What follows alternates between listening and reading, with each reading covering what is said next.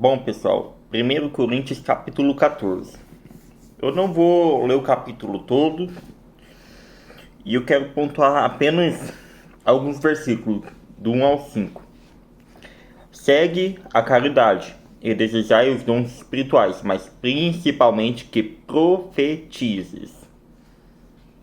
Então, o mais importante entre os dons espirituais, além do que é o amor, que é a caridade, né?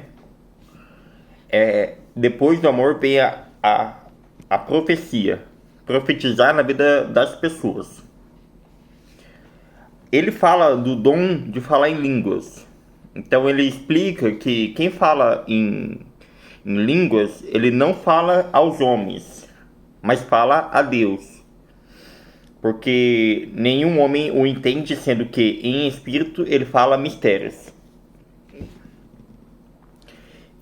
Mas o que profetiza, ele fala aos homens para edificação, exortação e consolação. Então esse negócio de mais importante do que falar em línguas é profetizar. Ou seja, pegar e falar a palavra de Deus para edificar alguém, exortar quando a pessoa está mal ou consolar quando a pessoa está precisando de afeto. O que fala em língua desconhecida edifica-se a si mesmo. Eu não tive até hoje nenhuma experiência de falar em línguas. Então na Bíblia fala sobre essa questão de falar línguas, eu não tive experiência, então eu não posso falar sobre que isso é verdade na minha vida, porque eu não tive experiência com isso. Não vou falar que não existe, porque está na Bíblia, né? E tá aí para ser questionado. Mas o que profetiza edifica a igreja. E isso é outro questionamento que eu tenho, né? Quando Deus ele fala de maneira que a gente entenda. Então por isso essa questão de até talvez eu não fale línguas por conta disso. Que pra mim Deus, quando ele fala qualquer coisa, é pra gente entender, não é pra gente ficar perdido, né? Eu quero que todos vós faleis em línguas, mas antes que profetizes, ou seja, questão de prioridade. Profetizar é mais importante que falar em língua, porque maior é o que profetize do que o que fala em línguas, a não ser que as interprete, para que a igreja receba edificação. Então essa questão de falar em línguas é isso. Eu, particularmente, como não tive experiência, eu não acredito nisso, nesse negócio de falar em línguas. Porque não tive experiência prática, mas também não posso falar que não existe. Se algum homem falar em uma língua desconhecida que seja por 2, ou máximo em 3 a seu turno, e que alguém interprete. Então ele está falando sobre se alguém falar em língua, o mais importante é alguém interpretar, senão não serve para nada. A não ser para a pessoa falar dentro dela e ela mesma se edificar. Coisa que eu não sei fazer.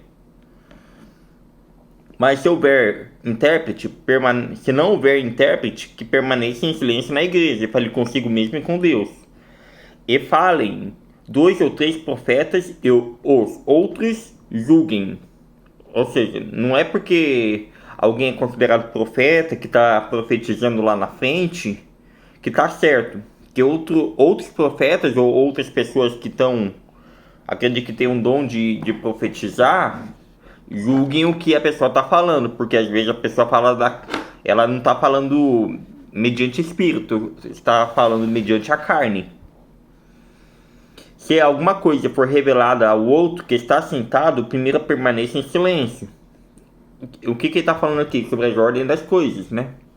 Porque todos vós podeis profetizar um após o outro, para que todos aprendam e todos sejam consolados. Ou seja, o ideal numa igreja é ter trocas, e não só apenas um. Os espíritos dos profetas estão sujeitos aos profetas, porque Deus não é autor da confusão, mas da paz, como em todas as igrejas dos santos. Aí tem outra coisa que eu resolvi marcar, que eu não concordo. É a questão: vossas mulheres estejam em silêncio nas igrejas, porque não lhes é permitido falar, mas estejam sujeitas à obediência, como diz a lei.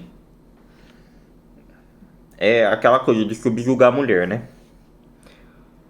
E se desejarem aprender alguma coisa, pergunte a seus maridos em casa, porque é vigoroso que as mulheres falem na igreja. É outra coisa que é assim, né? Não concordo. Esse vídeo ficou curto porque eu não quis ler ele inteiro. E é isso.